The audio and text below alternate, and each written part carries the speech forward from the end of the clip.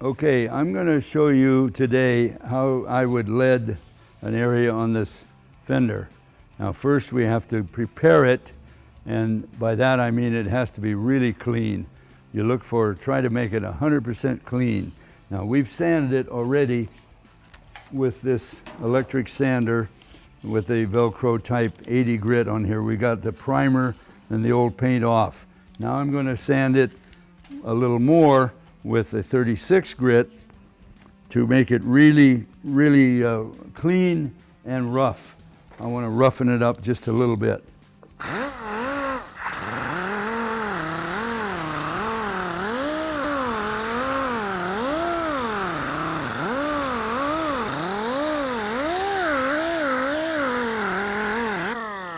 Now you'll notice that I was going different directions. I cross sanded and all of that, kind of get it different directions.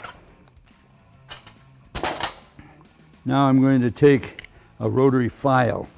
This is a tapered rotary file, and it's very rough. And I want to get in these low spots where it might have rust or a little bit of the old paint still there.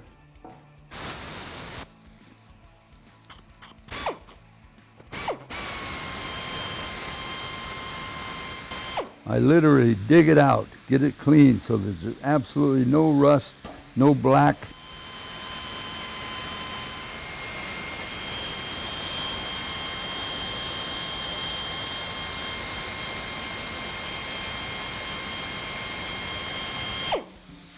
It has to be really 100% clean. If it is not, then you're not going to be able to tin it. And if you don't tin it completely, you won't be able to lead it. A non-tinned surface will not lead. You cannot lead it. It has to be tinned 100% if possible. Now, I recommend copper. You buy at the market, and it's a copper made for cleaning pots and pans, and we use an old pair of pliers or a pair of vice grips to hold it, and we're going to use this copper and with heat. And now we're going to use the Eastwood tinning butter. It is very good. Now Eastwood tinning butter has a small amount of lead particles in it. It has actual solder type particles in it, and that will help you tin the surface much better. You can tin a surface with acid core solder. You can tin it with straight muriatic acid. But you have to apply some lead when you're doing it with muriatic acid. This has the acid in it, and it has lead. Now I take a torch with about a number 1, 2, or 3 tip, and then we have the Eastwood leading tip, which you just push on there. See, this leading tip is made flexible, and it's made so it'll fit different sized torch tips. So you just push it on like that, and you use acetylene only. It pulls oxygen through these little holes right there. So it pulls the oxygen out of the air right there. Okay? Acetylene only.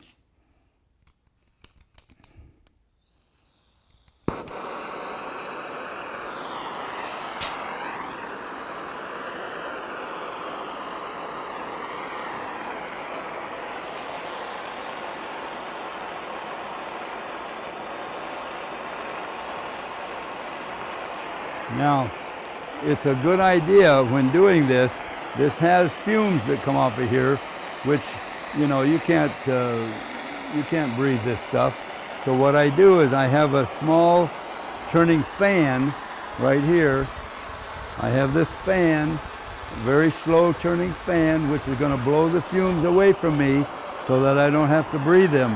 You also can wear a respirator or a dust mask.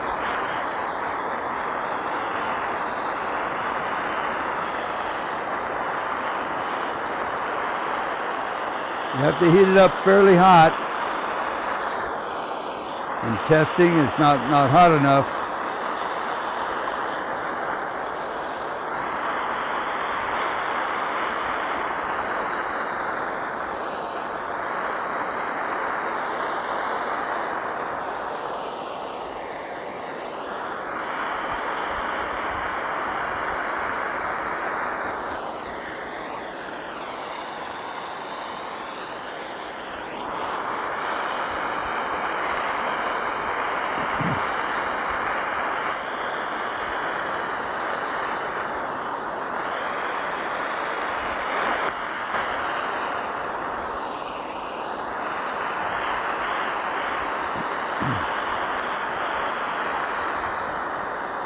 You can see how the fan is blowing it right away.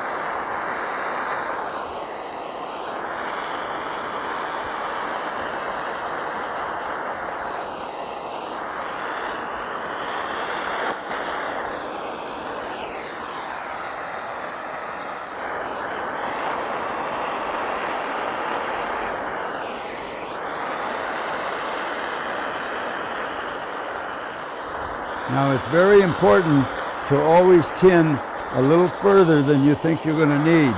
If you think you're going to lead a surface that's only 4 or 5 inch diameter, you want to tin way out further than that. The reason for that is that quite often the heat is going to warp your metal, and you may want to put lead further than what you originally intended.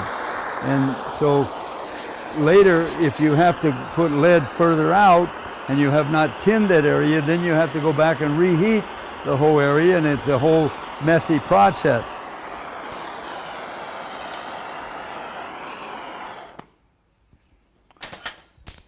Now I'm going to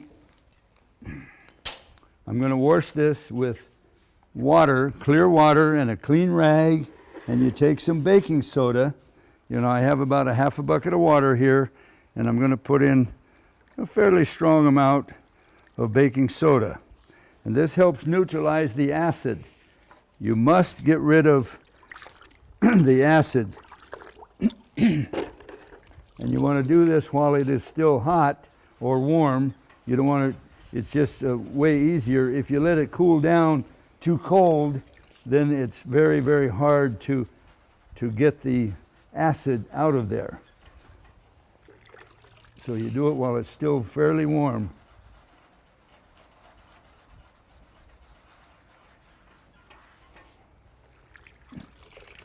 It's a very messy process.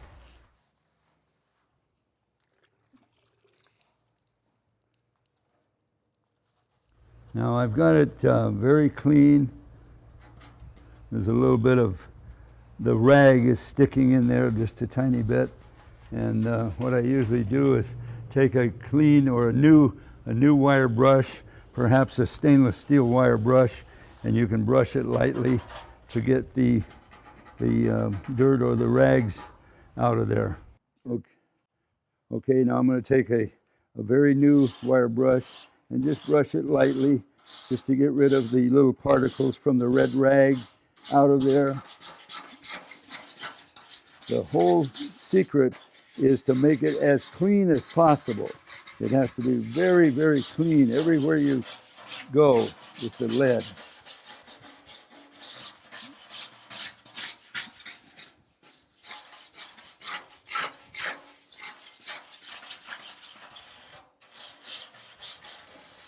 I know of a $200,000 car, and they didn't clean the acid properly out of the lead. 2 or 3 months after the car's painted, they had to strip it and start over and re-lead the whole rear fenders.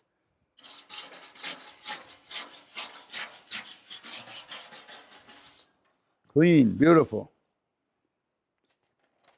Now, if your lead has been laying around, now I try to put it in plastic. Anyway, I sand it. You clean it with 80 grit. Clean the dirt and the crud off of it. So it must be very, very clean.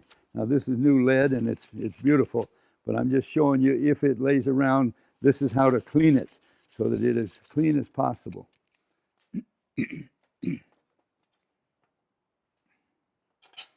Now I'm going to I'm going to prepare the lead paddle before I light the torch again.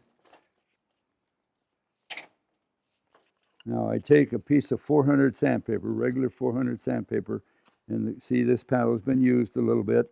This is an Eastwood paddle, and you lay it on a flat surface and you sand it so that it is perfectly flat and perfectly clean, absolutely clean and flat, very smooth. And if you don't have it smooth, then the lead is going to stick to the paddle easier or faster. See, I'm kind of sanding the edges just a little tiny bit, rolling it over. Very, very clean, flat. See, nice flat surface. Now we're going to heat up the tallow. This is all furnished in a leading kit from Eastwood.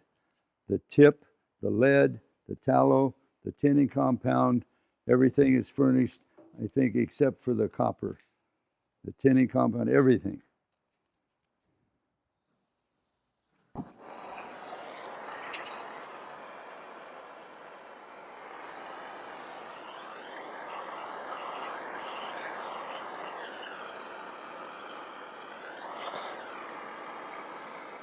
Heat up the tallow. Get plenty of it on there. Now I take it off on this piece of denim cloth. Now I put a lot of extra on there, and I'm cleaning it.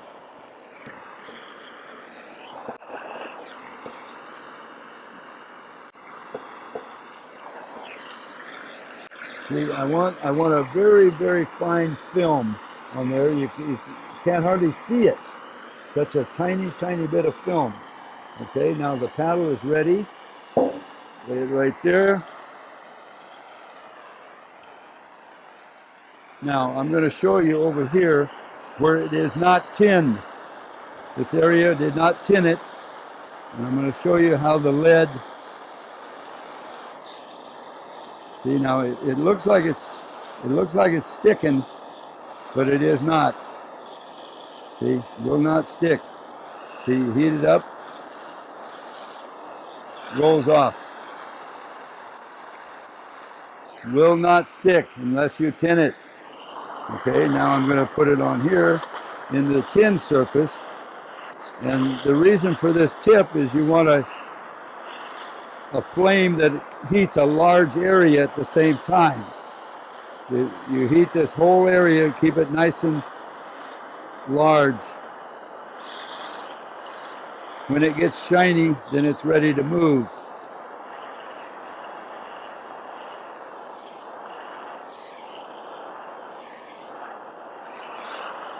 Keep warming it up, keep the area hot.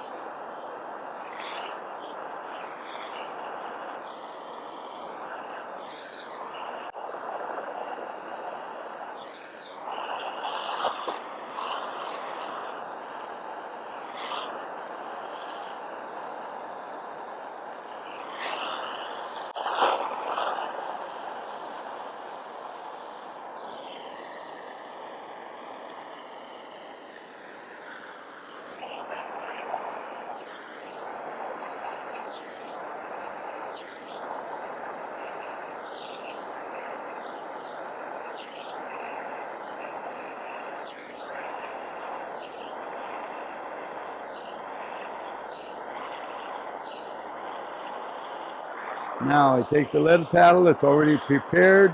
You warm up as large an area as possible. Test it. Not quite ready.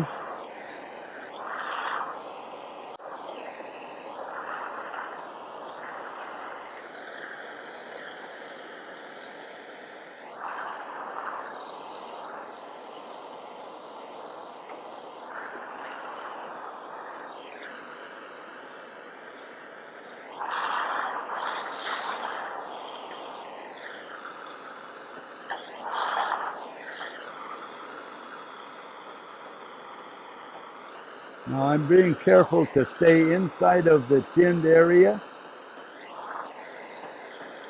because it will not stick if you go outside of that area.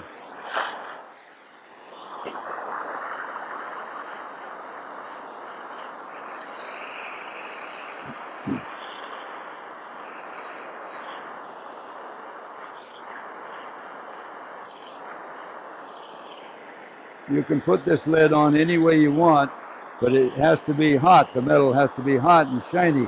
See, I can drip it. I can drip it on there.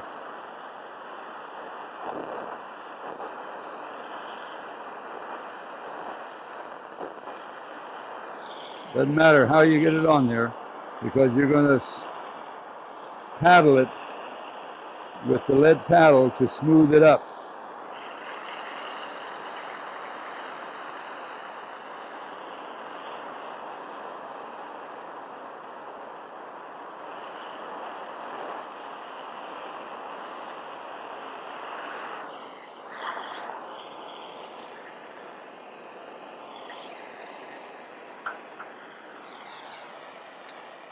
Now I have a new round paddle. You know, we usually make, I make these paddles in half round, round, and flat. Now I'm going to go ahead and surface this paddle.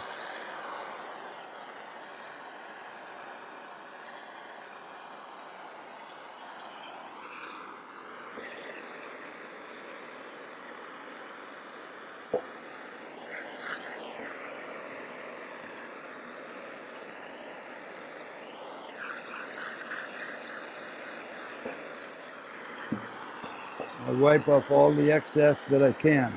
Now the reason I'm using the curved paddle is to show you that I can sculpture with this lead, and you can create a pattern.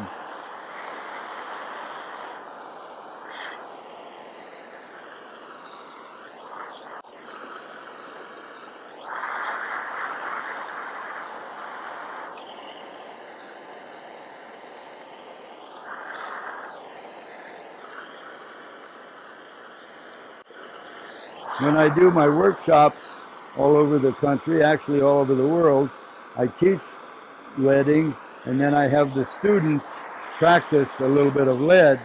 Every one of the students gets to practice with lead on every one of my classes.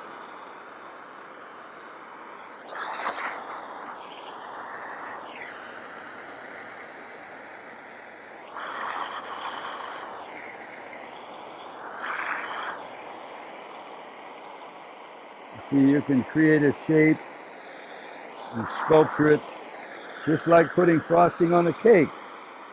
But there probably isn't very many of you guys that put frosting on a cake. But anyway, you see how you can just sculpture, play with it all you want.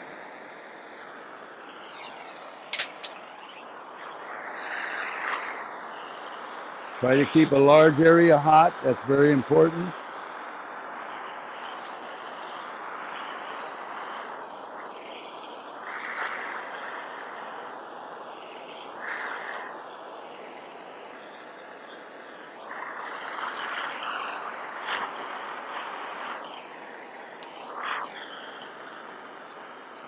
Now you can move the lead like this. You just take the paddle and move it.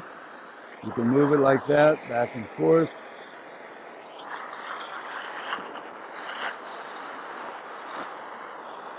Pick it up, move it any way you want.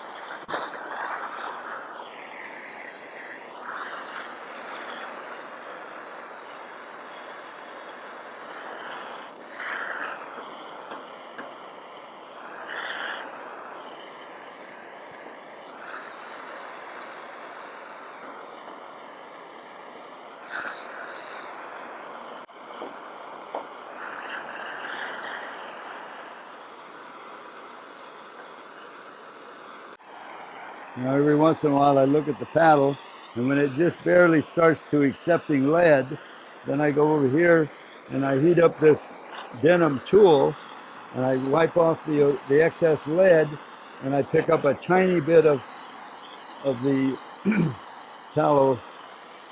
Now it's refilmed and ready to go again. You can continue and using the paddle over and over all day long. When you're first learning, you keep in mind that you want torch, paddle, torch, paddle. Otherwise, you burn the paddle.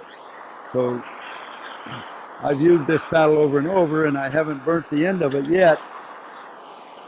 But you can see how it takes a little bit of experience. You're not going to just pick this up and smooth it out as smooth as I'm doing it the first time you try it. So it takes a little bit of practice, and that's all part of learning. Every day is a school day. You learn how to do something every day, no matter what it is.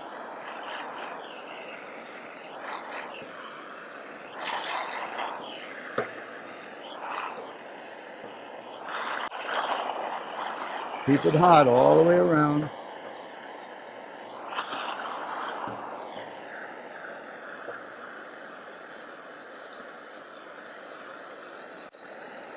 Now I'm just barely tilting the paddle as I come each way. Just barely tilting it a tiny bit.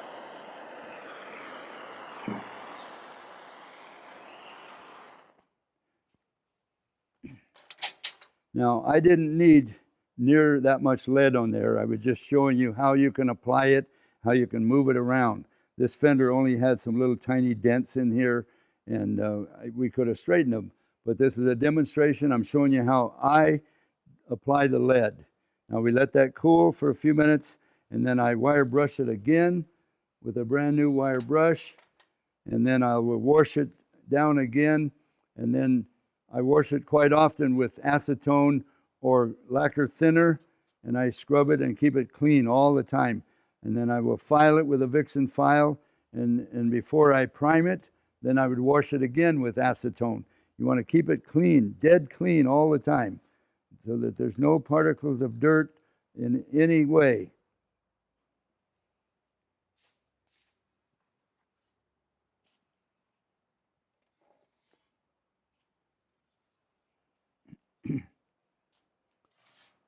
It's still a little bit hot, but I'm going to go ahead and start brushing it.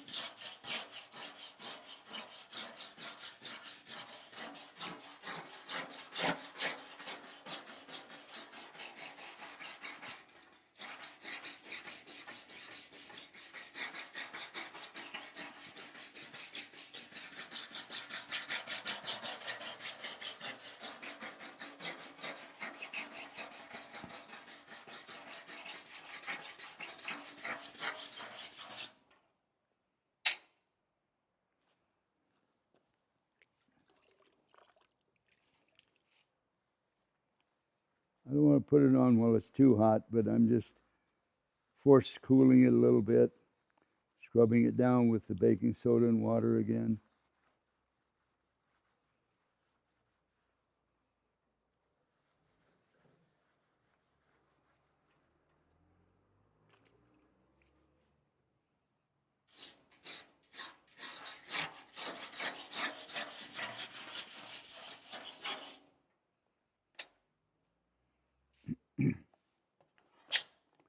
Now you can take a Vixen file and you can file the surface.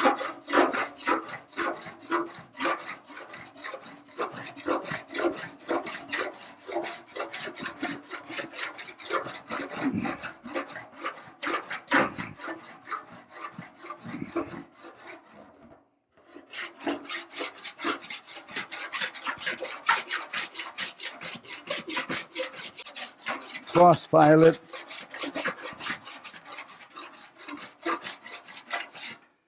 Now, there is a definite advantage of lead over plastic, and that is that you can bump it. You can actually pound it, and you're not going to break it. If it were plastic, you pound it, you're going to crack the plastic, and then it's going to give you big trouble when you prime and paint it. But I'll show you what I mean by bumping it. This is a bullseye pick from Eastwood. It's a beautiful tool, and a pick hammer. Okay, now if you don't have the bullseye pick, then you take the pick hammer and now I read the lights, the highlights, the light coming in on the surface. I get it so that I can see where I'm at. and then you come in and you peck it. You get an idea of the length of your handle in the area you want to be. So you come in.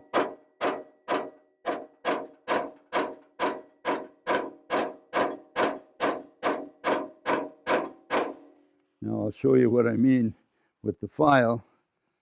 See, that's the area right there.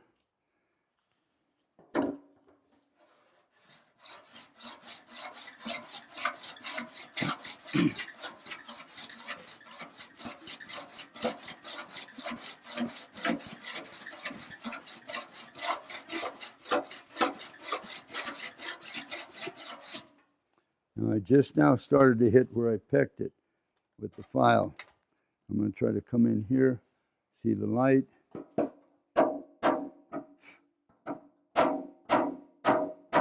No, I can't swing the hammer because of this sawhorse. I'll come over here.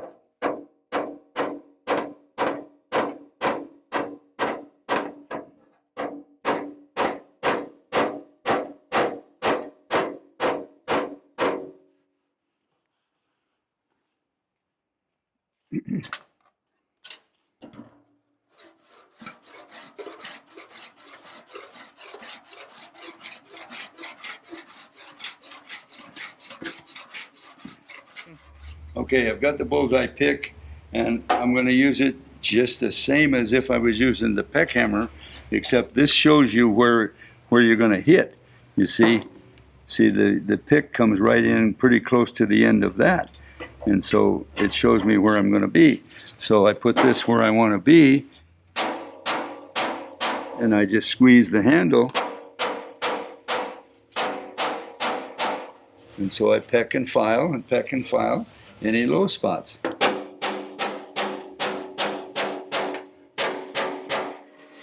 See, right there. And then file them off. It had a definite low spot right there, see? Now it's almost all gone. And you can peck and file and metal finish it all you want.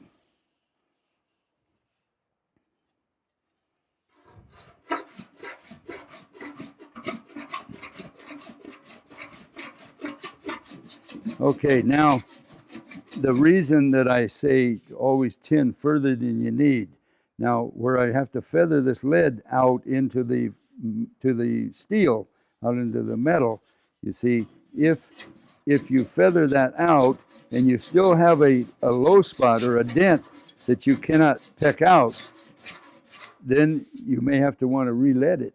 And if you re-lead it, you have to re-tin it. Now the file is going to scratch the metal, and it's going to take away the tin job.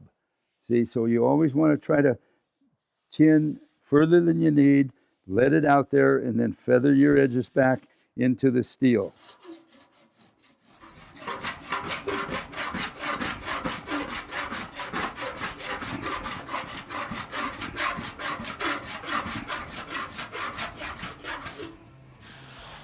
Now you can block sand it. You can take 80. You can take 80 grit and block sand it. It's a good idea to use a respirator, but you know, or you can turn the fan on and blow the filings away. But anyway, sand it with 80. Now, big question all the time, can you use plastic over it? Yes, you can. Now, if you're going to use plastic to fill little tiny low spots, maybe you can't get to the back to peck them out, so that you want to fill those little tiny spots. So I recommend take 36. This happens to be 80, but you take 36 and you scratch the little holes, the little dents. Scratch them up, clean them up, perfectly clean, and rough them up, scratch them. And then you put the little thin coat of plastic right over there and go right ahead and prime it.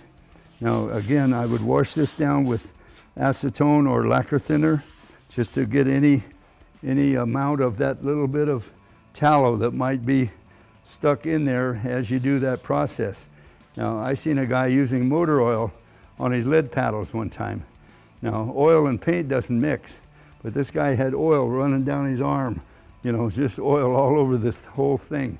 And I don't know how in the world he was ever going to get that oil out of there in order to prime it or paint it. but so I definitely don't recommend any motor oil. Okay, now I hope that this demonstration has shown you how to do it and take away some of the fears or the questions that you might have had. And so any, you know, if you want to get the kit, visit eastwood.com or give them a call and they'll sell you that beautiful kit.